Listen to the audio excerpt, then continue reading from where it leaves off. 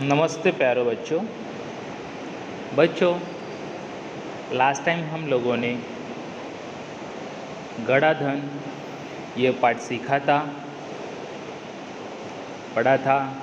आज हम जो बचा हुआ पाठ पढ़ेंगे। तो फिर एक बार ये पाठ मैं आपको पूरा पढ़ के दिखाता हूँ, सुनाता हूँ। आप ये पाठ अच्छी तरह से सुने और पढ़ने की कोशिश करें। देखो बच्चों, सुंदरपुर गांव में रामदीन नामक किसान रहता था। उसके 4 बेटे थे। रामदीन स्वयं तो बहुत परिश्रमी था, पर उसके चारों बेटे बड़े आलसी थे। हर समय इधर उधर बैठकर गप्पे मारा करते थे। रामदीन उनके इस अल्हड़पन से परेशान था। उसे हमेशा बेटों के भविष्य की चिंता सताया करती थी। वह दिन रात यही सोचा करता कि बेटे अपना पेट कैसे पालेंगे। एक रात वह इन्हीं विचारों में खो गया था। तभी उसकी पत्नी ने झिझकते हुए उसे एक उपाय सुझाया। उपाय सुनकर वह कुछ देर सोचता रहा, फिर एकाकी खुशी से उछल पड़ा। अगली सुबह रामदीन ने अपने चारों बेटों को बुलाकर कहा, मैं और तुम्हारी माँ अब बूढ़े हो गए हैं। हम दूर तीर्थ यात्रा पर जा रहे हैं। मैंने खेत में धन गाड़कर छिपा रखा है। यदि कोई ज़रूरत पड़े तो उसे निकाल कर उपयोग कर लेना। गड़े हुए धन की बात सुनकर बेटे खुश हो गए और उन्होंने अपने पिताजी को खुशी खुशी तीर्थ यात्रा पर जाने के लिए कह दिया। वे मन ही मन खुश हो गए कि अब कुछ दिनों तक पिताजी का बंधन भी उन पर नहीं होगा। रामदीन के जाने के बाद कुछ दिनों तक तो सब कुछ सामान्य चलता रहा, पर उसके बाद पास का धन और घर का धान्य समाप्त होने लगा। अब चारों भाइयों को चिंता हुई। अपने पिताजी की कही बात याद आ गई कि जरूरत पड़े पर खेत में गड़ा धन निकाल लेना। तो बच्चों, यहाँ तक हम लास्ट टाइम ये पाठ सीखा था, पढ़ा था, समझ लिया था। अब आगे का पाठ हम इसके बारे में जानकारी लेते हैं। देखो बच्चों, उन्होंने रात के समय खेत की खुदाई का काम आरंभ किया। देखो बच्चों, क्या हुआ, उनके पास जो धन था, खाने पीने का सामान था, सामग्री थी, वो सब खत्म हुई थी। उसके बाद पता चला था कि पिताजी ने कहा था कि ज़रूरत पड़े पर खेत में गड़ा धन निकाल लेना। तभी उन चारों बेटों ने निश्चय किया कि रात के समय ही काम करेंगे, उधर खोदने का। दिन में करेंगे तो लोग देखेंगे तो क्या सोचेंगे। तो वही विचार लेकर ये लोग खेत में रात में जाकर खोदने लगे। देखो, उन्होंने रात के समय खेत की खुदाई का आरंभ किया। वे 2-3 रातें खेत को खोदते रहे, पर कहीं भी उन्हें गड़ा हुआ धन नहीं मिला। अभी क्या हुआ देखो, उन्होंने रात के समय ही 2-3 दिन मतलब रात 2-3 रातें, मतलब एक रात नहीं, 2 रातें, 3-4 रातें ऐसे उन्होंने खेत जाके खोदने का आरंभ किया, खोदा। लेकिन उन बच्चों को कहीं भी खेत में गड़ा धन नहीं मिला। रात भर के परिश्रम से वे बहुत थक गए थे।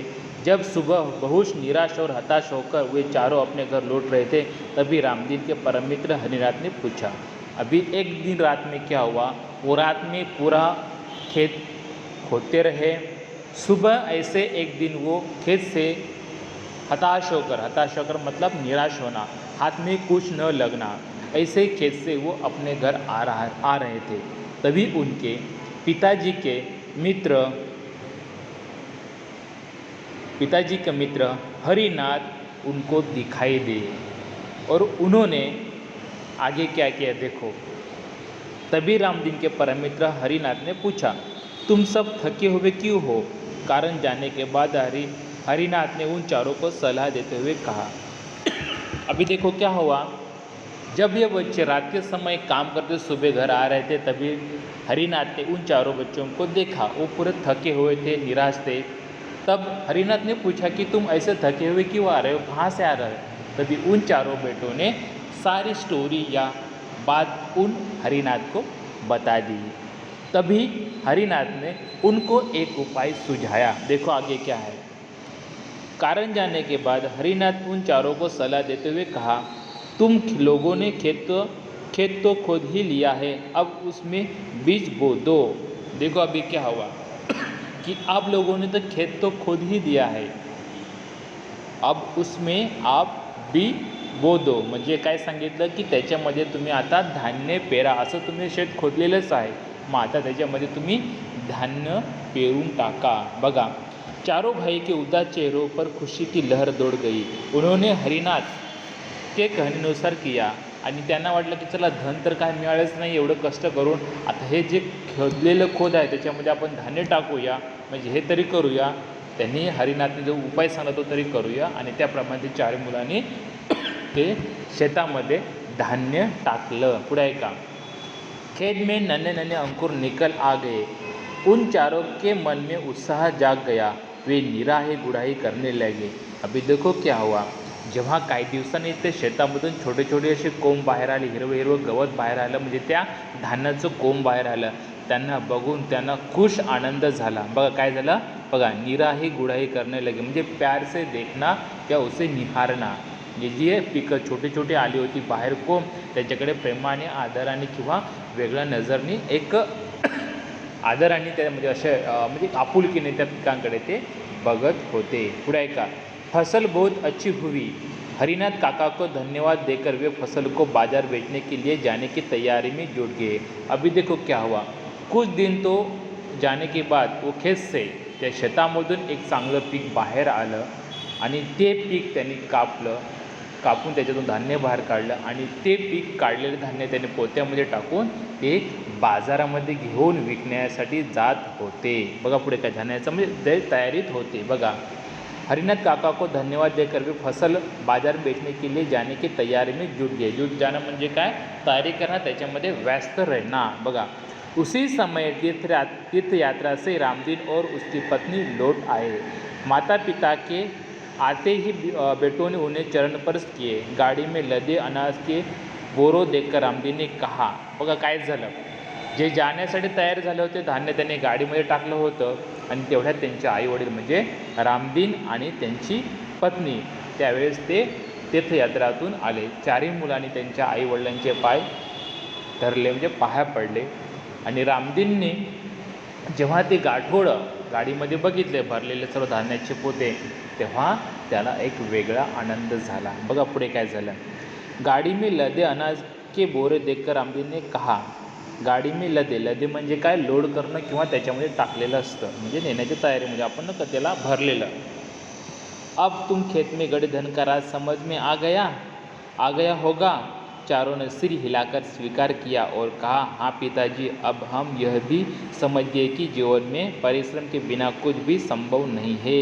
आणि तेव्हा रामदीने सांगितलं की तुम्हाला आता कळलं शेतामधलं गडाधन म्हणजे काय, गाडले धन म्हणजे काय, त्याचा राज तुम्हाला लक्षात आला। तेव्हा त्या चारही मुलांनी डोकं हलवून सांगितलं, हा पिताजी, आम्हाला आज खरं कळलं की कष्टाविना आपल्याला फळ मिळू शकत नाही, कारण त्या मुलाने मेहनत केली होती, मेहनतीचं ते त्यांना फळ मिळलं होतं, आणि ते त्यांनी कष्टाने मिळवलं होते धान्य, ते विकायला घेऊन चालले होते, ते धान्य विकून त्यांना तो पैसा मिळणार होता। पूर्वी ते आधी खूप आळशी होते, मग त्यांना धडा शिकवण्यासाठी ही कृती किंवा ही कल्पना त्या दोघांनी केली होती। पुढे आहे का, हाँ पिताजी, अब हम यह भी समझिए कि जीवन में परिश्रम बिना कुछ भी संभव नहीं है। आणि त्या मुलाने सांगितले की हाँ पिताजी, आम्हाला लक्षात आलं की कष्टाविना या जगात कधीच आपल्याला फळ मिळू शकत नाही, परिश्रम ही धन कमाया जा सकता है। आणि नंतर ते बोलले की श्रमानेच कष्टानेच धन कमवू शकतो आपण, बिना कष्टाने म्हणजे आराममध्ये बसलो तर आपल्याला काही मिळणार नाही, त्यासाठी आपल्याला कष्टच करावे लागतील आणि नंतरच फळ मिळणार आहे। अशा प्रकारे ते चारही मुलांना आईवडिलांनी चांगल्या म्हणजे की एक प्रॅक्टिकल कृती करून त्यांना धडा शिकवला, आणि ती मुलं योग्य त्या मार्गाला लावली, म्हणजे आळस त्याच्यातून काढून टाकला। जर आपण असं त्यांना सांगा गेलो असं त्यांनी ऐकलं नसतं, पण ही कल्पना त्यांनी रुजवली आणि त्याप्रमाणे त्यांनी पोरांना चांगल्या रस्त्याला लावण्याचा प्रयत्न केला। तर ह्या स्टोरीतून आपण एकच शिकणार आहोत की कष्टाविना फळ नाही, आपण कष्ट केलं तर आपल्याला फळ मिळणार आहे। ठीक आहे, पाठ व्यवस्थित वाचा, दिलेला प्रश्न उत्तर लिहा। धन्यवाद।